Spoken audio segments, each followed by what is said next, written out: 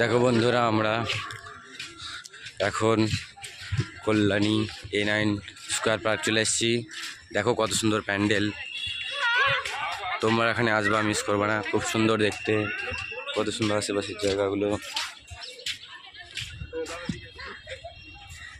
দেখতে পাচ্ছ। আমরা এখন গুটি গুটি পায়ে উঠছি মণ্ডপটা পরিদর্শন করার জন্যে। দেখতে পাচ্ছ সিকিউরিটি গার্ড আছে অনেক এখানে। দেখো প্রবেশ পথ, নিচের দিকে যাচ্ছি আমরা, কত সুন্দর।